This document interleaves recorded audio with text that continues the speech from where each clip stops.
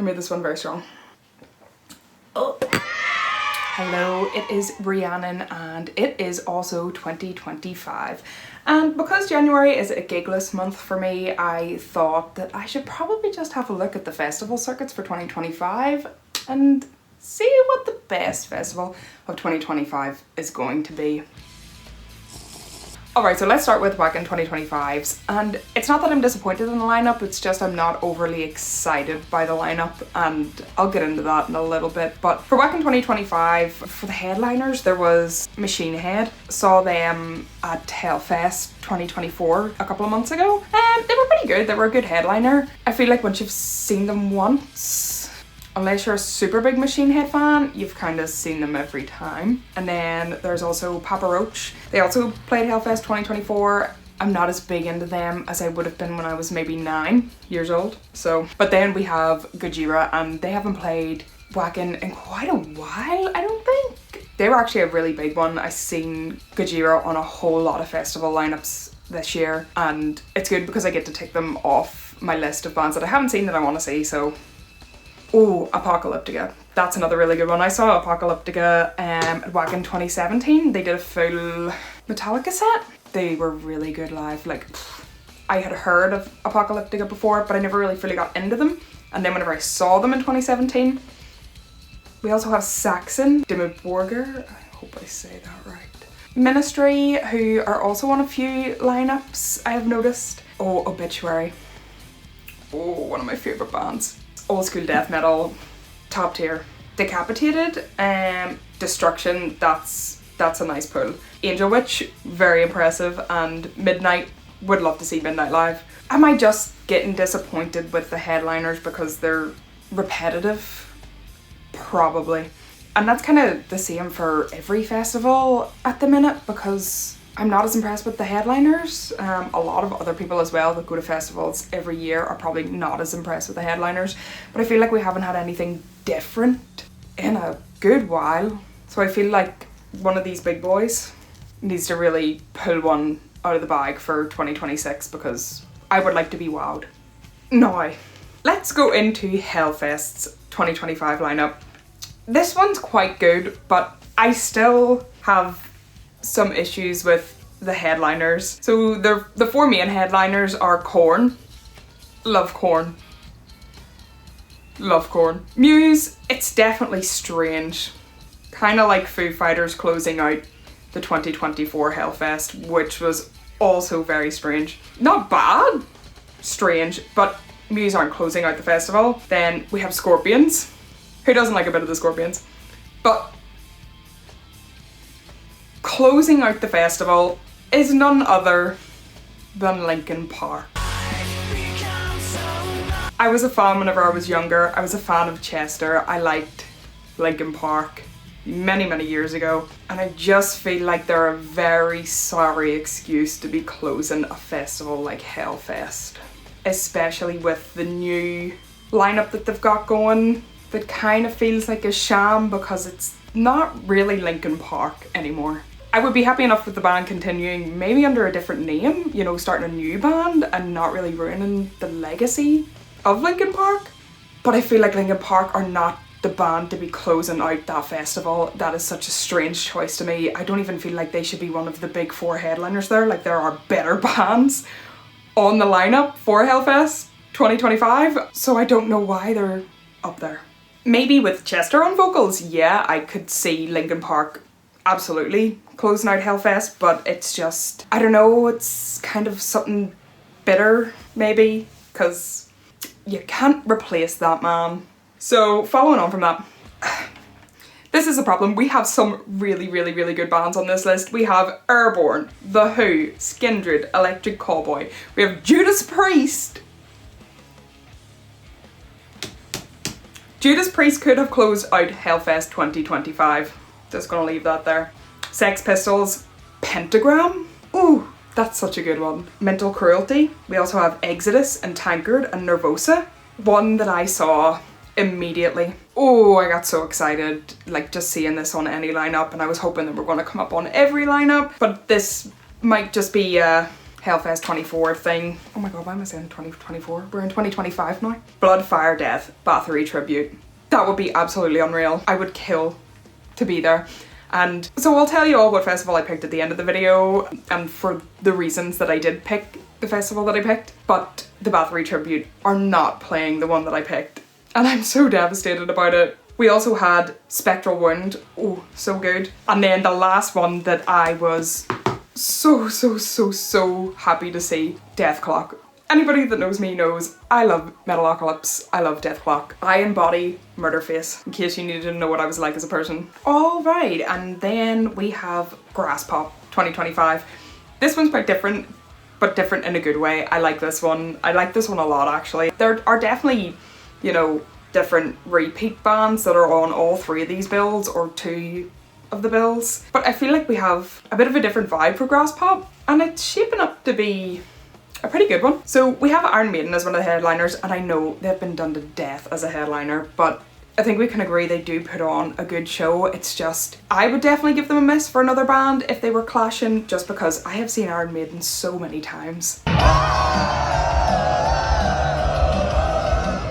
We also have Slipknot and Korn. Obviously Korn also headlining Hellfest, and I think out of Graspop, Hellfest and Wacken, pulling Korn out gives Graspop and Hellfest that kind of advantage. Because nu metal's very big at the minute, probably with the rise of TikTok. We also have Till Lindemann with his solo stuff, but I would probably prefer Rammstein. There's Powerwolf, Dream Theater, In Flames, King Diamond, Angela Sapatrita, that's a good one, Death Angel, Dragon Force, Orbit Culture. We also have Primordial, so that's some good Irish stuff in there, love that. And many more on top of that. And I would say out of the three of them, I would lean mostly towards, probably between Hellfest and Graspop. They have some bands in there that are exclusive to their festivals, like Death Clock is not on any other festival lineup. Now, the next one's a bit of a different one. I'm not as overly keen on this lineup, like there's a lot less bands I would like to see on this list, but I would definitely like to go to this festival for other reasons, and the main one being that Brutal Assault 2025, its festival grounds are inside a fortress. Like, how cool is it to have your festival in a fortress? So Dimmu again, Mastodon, Ministry, we have the Blood, Fire, Death, Bathory tribute at Brutal Assault. Lucky we also have Mayhem and Devil Driver, two bands I would love to see. Actually, I've already seen Mayhem. Flesh God Apocalypse, Hellripper, love a bit of speed goat metal, Overkill and Suffocation. So their lineup is geared towards heavier bands, and I like that. I like the way their headliners are not the same ones that you would see on repeat at Hellfest or Graspop or Wacken. They have the bands that I would like to see up there. This is also why I picked the festival that I picked for 2025, and that festival is Bloodstock, for many reasons. And yes, you would expect a festival like Brutal Assault to be putting the more brutal bands on the main stages, and that's definitely my preference for festivals, so quite like this lineup. But the reason I'm going to Bloodstock is because it's just more money friendly this year. We do not have the budget to be going overseas to Hellfest or Wacken, Graspop, Brutal Assault. It's just not feasible in 2025, but we have Bloodstock here in the UK, which is not too expensive for us to travel to. We can actually get the ferry from Belfast to Liverpool, and we can take the car, so we can drive down there. There's not a whole lot of expenses, and the ticket price is a significant amount less than the ticket prices for Hellfest or Wacken, and so that is why I chose Bloodstock this year. And also the lineup is something pretty good as well. I should start off by mentioning that I have never been to Bloodstock, so this year, 2025, will be my first year at Bloodstock, and I'm pretty excited for it. I have only ever heard good stuff about Bloodstock from everyone that has been. Everyone that has spoke to me about Bloodstock has always said that it is a phenomenal festival despite its smaller capacity. That is only a testament to the organisers and the festival as a whole, because everybody that goes to Bloodstock says they have the time of their lives. And I always feel like I'm missing out on something, so that was a big reason as to why I was like, right, okay, well I want to try Bloodstock this year. I'm gonna see if you're all telling me the truth or you're all lying. But also, I bought the tickets before the lineup was released. We only saw the lineup from the last day of the festival, and then we immediately bought the tickets after that. Not because we were sold from the bands that were there, but we had a feeling that it would be a pretty good one, so we went ahead and bought them. So to start, we had Trivium, Machine Head and Gojira. So yes, the only band that is really different there is Trivium, and I enjoy a bit of Trivium, not gonna lie. But yes, the other two are on a few festival circuits, so if these were big deciders for you, you could pick, realistically, any big festival. Bloodstock are still pulling these massive bands despite their small capacity, and that is so good. It's so pleasing not having to go out of your way to travel just to see a band that you really, really love. And I like that. I like that they're bringing all of this to the UK for an extreme festival, because it really is one of the only extreme festivals that the UK has at the minute. There used to be Sonosphere and it is now no longer a thing, but also with Download, it's not really as extreme as it was back in the day. But I have never been to Download. I have no real plans to go to Download. Maybe if they pull one out of the bag next year and the lineup is just unreal, maybe I'll go, but for now it's not really the festival for me. There are other smaller festivals in the UK like Damnation or Incineration. I did think the Incineration lineup for 2025 was equally as tempting as Bloodstock, but I think Incineration is a one-day festival type thing, and I really like the experience of being at the festival for, you know, your weekend. It's kind of a holiday for metalheads, so I enjoyed that whole process. The camping, which actually, this will be my first time camping at a festival, so wish me luck. We also have Emperor, The Black Dahlia Murder, Cataclysm, Static X, that's a pretty good one. Obituary, again, love Obituary, but they also have Warbringer, and Warbringer are up there right now for me. I absolutely love Warbringer. Flotsam and Jetsam, Shrapnel and Undeath. There's such a good variety at Bloodstock at the minute, and I did look at that lineup and think, I'm glad I have Bloodstock tickets. Am I sad that, yes, I can't see Death Clock? Yeah. But am I worried? No.